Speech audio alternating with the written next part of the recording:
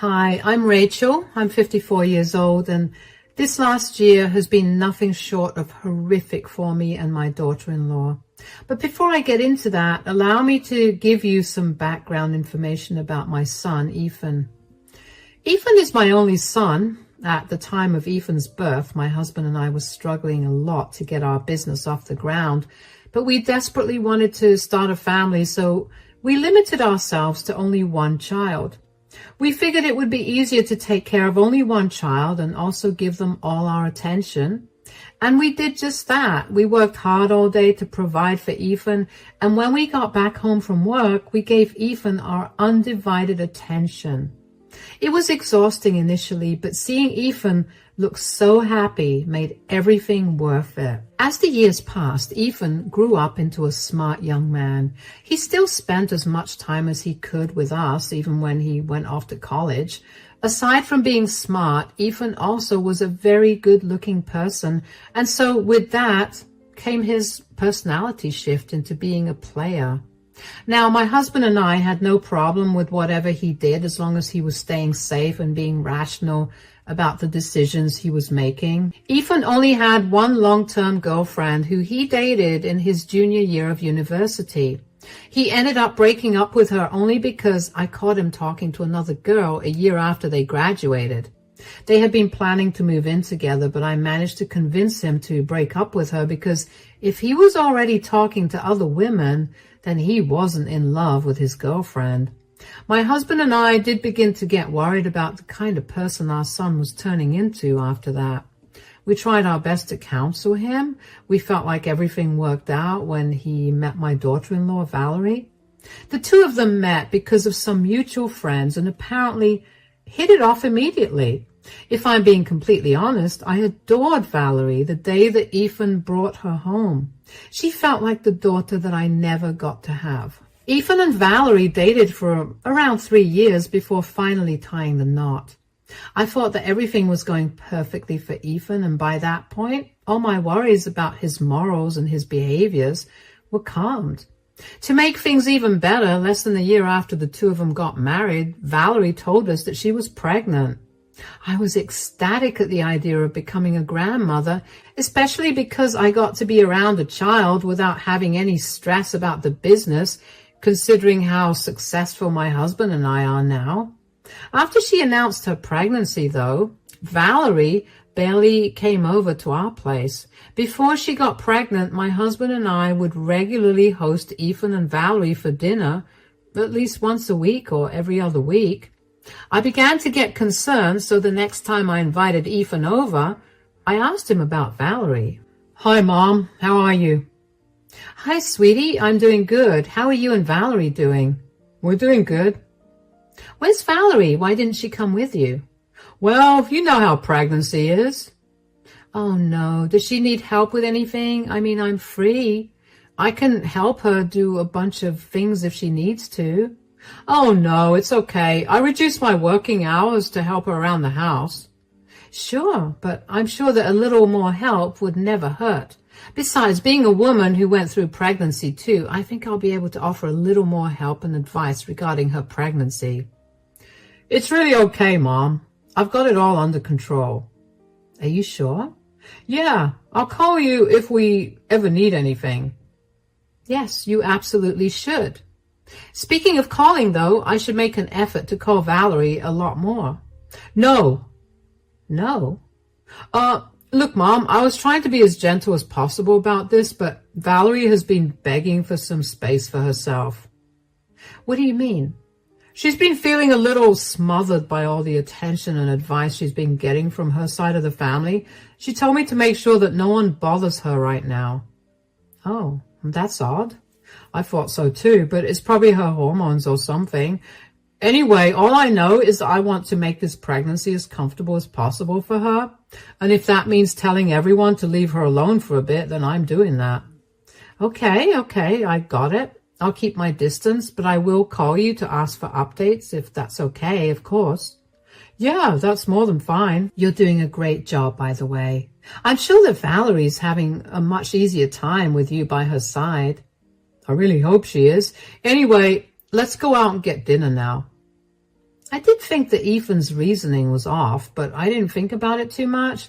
I mean, who was I to butt into how his relationship worked? I wanted to call Valerie after that, but I chose to honor her wishes. I understood how crazy pregnancy could make you.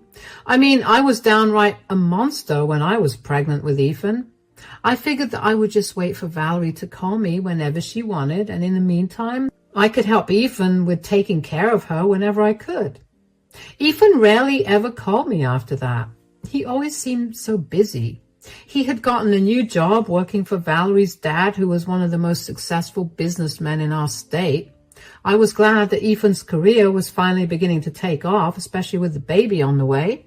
Along with work, I also thought that Ethan was taking good care of Valerie, so I didn't bother him much either. With a lot less on my plate at that point, I was struggling to keep myself occupied throughout the day. So, of course, I began reconnecting with my old friends. After planning for a good few weeks, we finally agreed on a time for us to meet at the local cafe.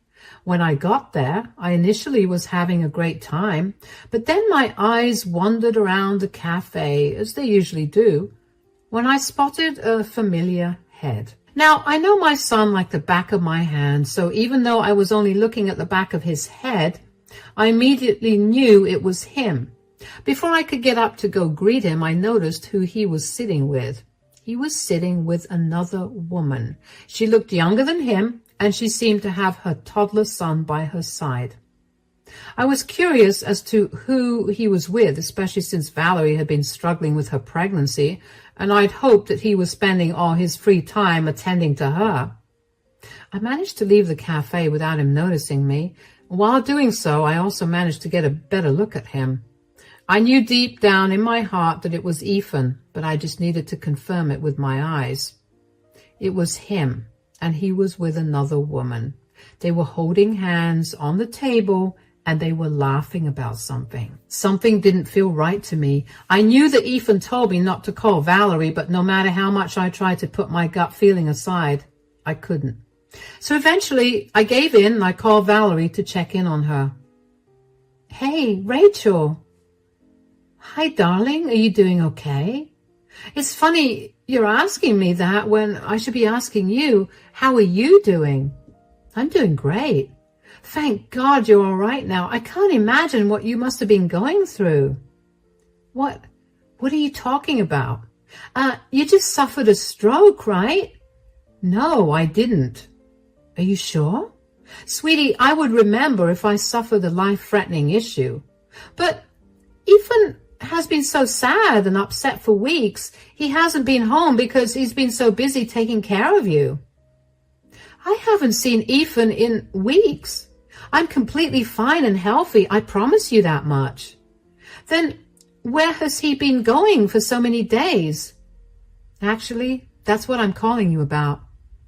I was meeting my friend for some coffee this morning, and I happened to see Ethan sitting at one of the tables with a woman and a toddler." "But he told me that he was working today." "Oh no, he's been lying about way too many things." "Do you think he's cheating on you?" I don't know. I mean, I don't have any evidence against him. Was he really close with the woman? Did the child look like him at all?" "I don't know about him being really close to her, but they were holding hands on the table and were laughing. The child didn't look like him at all, at least from what I could tell. They weren't sitting in a place for me to comfortably make out many details." Why would he lie to me?" "Okay, sweetie, you need to listen to me. You cannot break right now. You have a child on the way and you need to stay strong. We're going to get to the bottom of this and you need to go through his things." "Isn't that an invasion of his privacy?" "None of that matters when your marriage is on the line. He's probably not going home for a while, right?" "No, I think he'll be home soon." "Well, whenever he next leaves the house to take care of me, go through his things and let me know if you find anything. No matter what you find, just know that I'll be by your side. I'm going to help you out, and I'm going to make sure that Ethan pays the price for anything wrong he does." Thank you so much, Rachel. I really owe you one. No, you deserve better, and I want to make sure you get it. Take care and keep me updated. I couldn't believe what I had heard. First of all, for Ethan to tell Valerie I had a stroke was beyond insane. I saw no reason for him to lie about something so dire. Unless, of course, he actually was cheating. I did not want to assume the worst of my son, but I didn't want to rule out the very real possibility of him doing something disgusting. I had hoped that after he married Valerie, his player, bad boy days would be out behind him, but after seeing him look so affectionate with another woman while his wife was pregnant back home, I couldn't help but doubt his actions. The more I entertained the idea of Ethan cheating on Valerie, the more upset I got about it. Valerie was pregnant, and this was not the best time for such life-shattering news to be given to her. But I also knew that I would feel beyond guilty if I hadn't spilled to her immediately. It was better that she go through the pain of it all before the child was born rather than after. I didn't try to call Valerie after that conversation because I didn't want Ethan to even accidentally find out that we were back in contact. I patiently waited for her call, even though it was eating me up alive to know more. Finally, she called me 2 days later. She seemed like she had been crying for a long time because she sounded very nasally and her throat sounded raw. Hey, Rachel, are you free? I hope I'm not bothering you. Oh my gosh, are you okay? Of course I'm free, and you could never be a bother. What's going on? Well, I looked through Ethan's phone and I found out so much. Oh no, what did you find out? I found him texting multiple women. Oh, sweetie. That's not even the worst part. It turns out that who he's been visiting for so many months, he's apparently met at least 20 women in this period, and one of them was my colleague from work, who he happened to meet during a work dinner that I invited him to. That's disgusting. Oh my gosh. And apparently the woman that you saw him with is pregnant with his child too. I feel so disgusting. I can't expect you to feel good after finding out all of this, but I do want you to channel all these negative feelings you have into teaching him a lesson. Yeah, but could I ask you something? Of course, sweetie. Do you think I'm ugly? Do you think that there was something I could have done to make sure Ethan remained faithful to me? Sweetie, you can't think that way. You're not ugly at all. The first time I saw you, I genuinely thought that my son must have done something insane to pull you. You are not responsible for his actions. You don't have to fight to keep your husband faithful to you. That was his duty the second he vowed to be by your side forever. You're right. I guess my pregnant brain is making me feel like I did something wrong. And we can't let your pregnancy brain act right now. Right now, we're going to get even with Ethan for hurting you this way. Are you sure that you want to go against your son? No son of mine would ever lie to and cheat on his wife. This is me simply teaching him a much-deserved lesson. All right, let's do this. Shall I come over tomorrow whenever Ethan is out of the house again? Yes. Take care until then, and if you want to come stay here for the night, that would be okay too. No, I'd much rather whatever we do come as a huge surprise to Ethan. I don't want him to know that we're onto his lies at all. All right then. I'll meet you tomorrow. After the call was done, I didn't know how to feel, only because I had so many emotions swirling in me like a hurricane. I wanted to yell at Ethan for his disgusting behavior, but I also wanted to cry with Valerie for the love that she lost. One thing was for certain, though. I knew that at that moment, I no longer had a son. My husband, too, was very upset by what Ethan had done and called Valerie to apologize. Valerie was surprisingly very kind-hearted about it, and that only made me feel even angrier at Ethan. How could he have thrown away a 4-year relationship with the most kind, caring woman on the planet just like that, especially when she was pregnant with his child? I wanted nothing more than to call Ethan up and yell at him for being a jerk, but I knew better than to do that. If I did that, He would not learn any lesson. He would probably just move on and do the same thing to another woman. He needed to be equally hurt by this just so he would never repeat it. And I was all for hurting him in the worst way possible. After barely getting much sleep at night, I made my way over to Valerie's place the next morning. Valerie's eyes were red and puffy, and she looked like a mess. I hugged her tightly when I saw her and then asked her how she was holding up. "How are you holding up?" "Well, I've managed to stop crying, so that's where I am right now." "I'm really sorry for Ethan's behavior. I can't help but feel really bad that this is all happening to you. It's okay for you to feel bad about all of this, but you have nothing to apologize for." "You're right. I just sometimes wonder if Ethan's dad and I raised Ethan better." "That's a load of nonsense. You guys are wonderful people, and I'm sure you raised Ethan to be just like you. Ethan made his own decisions, and that is not a reflection of you two." "You're absolutely right, but still, let me help you figure out how to get back at Ethan." "I think I already have an idea." "Oh, let me hear it." "I was thinking of informing my dad about Ethan cheating on me. I'm sure with all the time he's been sleeping around with other women, he's been slacking at work. I'm sure that Dad is only letting him work with him because Ethan is my husband and Ethan needs the money, considering I'm pregnant." "That's brilliant. Your dad can fire him and you can file for a divorce against him. But will your dad just blindly believe you?" "Of course.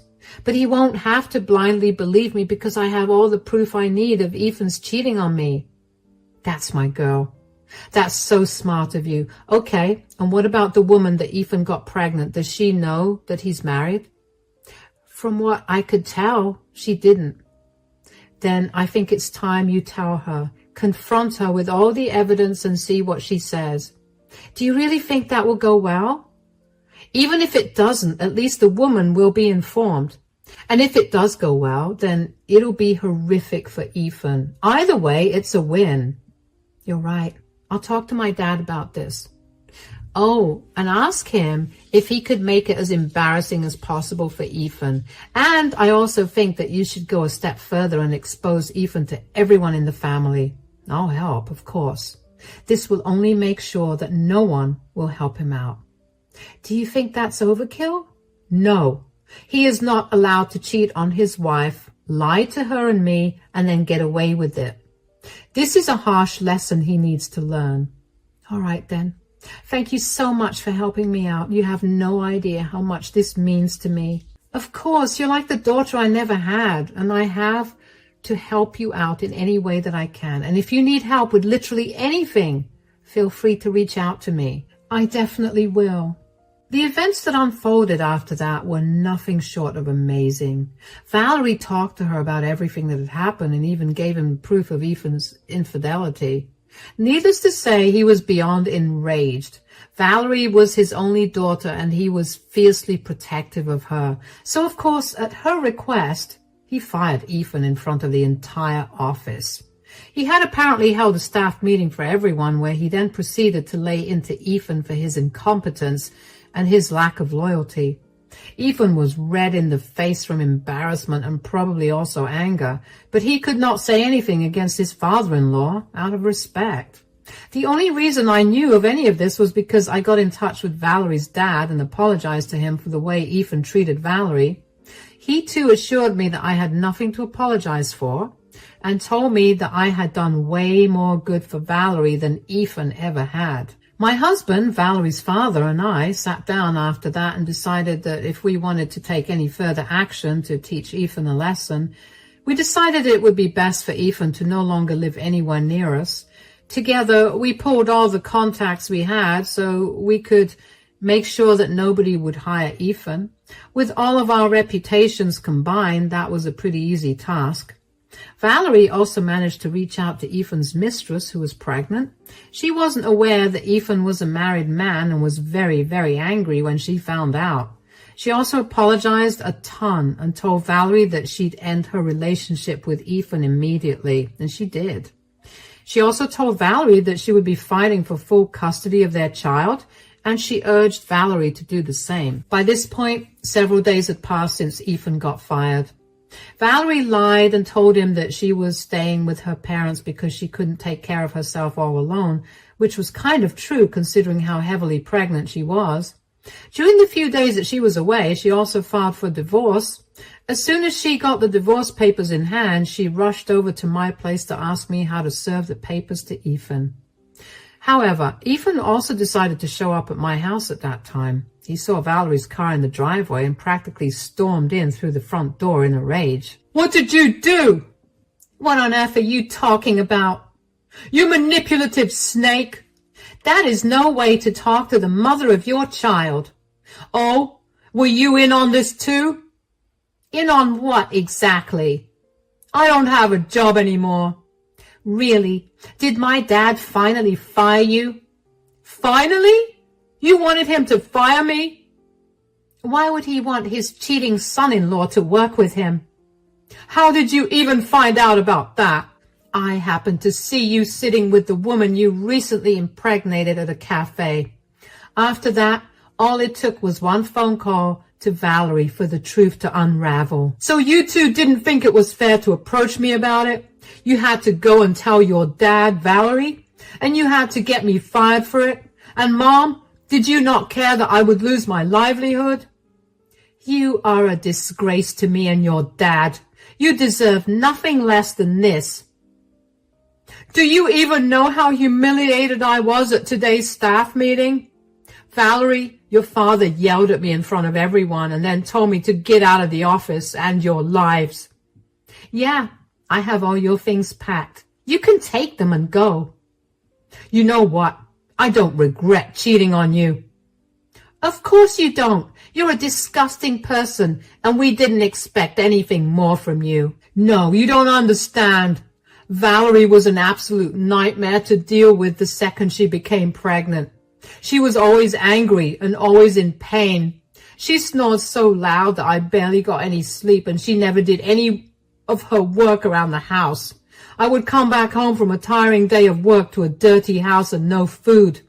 Of course I went to search for satisfaction elsewhere." "You made me pregnant. Don't you dare forget that.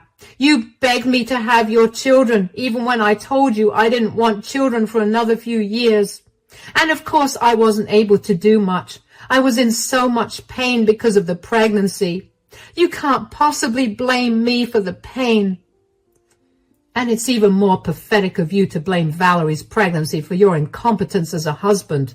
Your satisfaction should never have come first. Your first priority should have been Valerie and her well-being, something that I told you I would help you with, but you lied about doing yourself." "I had to lie. The two of you meddled too much, and I needed a foolproof plan to make sure I got what I wanted." "Well, you just did. So don't blame me for the consequences of your actions. Surely you anticipated getting caught and paying for it, right?" "What I did not expect was you two teaming up against me." "I don't see why I need to have any sympathy for you. Just take your things and get out." "This is not over. I'm going to make your lives hell." "Sure. Let me see how you do that when you have no job." "What do you mean?" "Valerie's dad, your father, and I have made sure to put you on a statewide blacklist for your profession. No company is going to hire you. Good luck." "What? Is this how you treat your own son? How can you betray your son this way?" "You are not my son anymore. You're nobody to me or your father anymore. We want nothing to do with you. Do us a favor and block and delete our numbers from your phone. Now get out before we call the cops on you." Ethan looked at me like as if he'd been slapped in the face. His eyes welled up with tears at the realization of his mistake caught up with him. Did I feel an ounce of guilt or sympathy for him? Absolutely not. The only reason that I was so enraged by his act was because I knew firsthand how a cheating partner could destroy a family.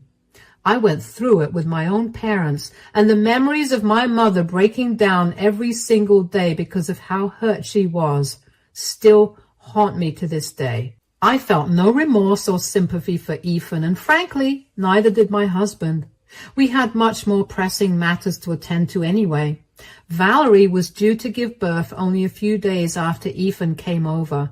We put Ethan on the back burner, but we made sure to change the hospital where Valerie was going to give birth, just to make sure that Ethan would not intrude. Thankfully, Valerie had a very healthy, normal birth, and I now have a beautiful baby grandson. A few weeks after Valerie gave birth, though, Ethan came back into our lives.